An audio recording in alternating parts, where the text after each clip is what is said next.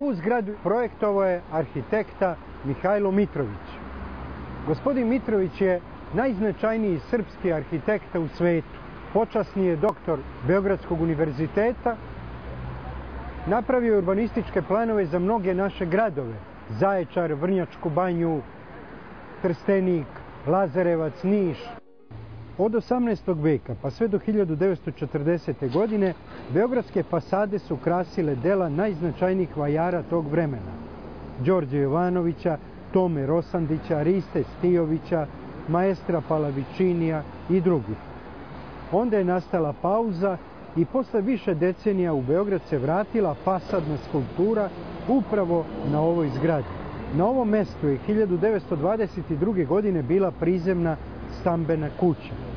Kućevlasnik je naručio da kuću krase 3 monumentalna bareljefa. Taj posao su obavila braća Bertotto, italijanski kamenoresci, umetnici.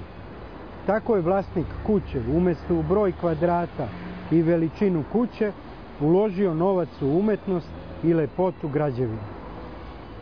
Uz napor projektanata i graditelja sačuvano su sva 3 bareljefa i ugrađene su u novu građevinu.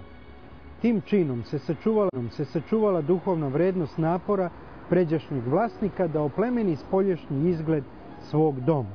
U staroj kući je živeo i radio slikar Svetislav Strala. Slikaru u spomen u holu zgrade je postavljena njegova slika Dubrovnik. Strala je slikar poljskog porekla.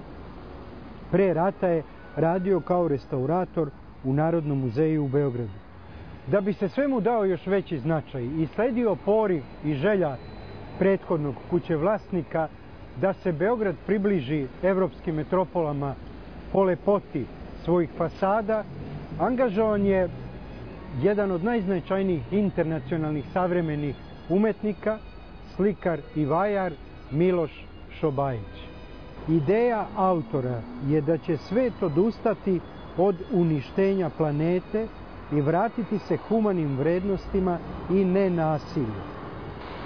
U tu svrhu je iskorišćena kao simbol mira i lepote ova bela ptica.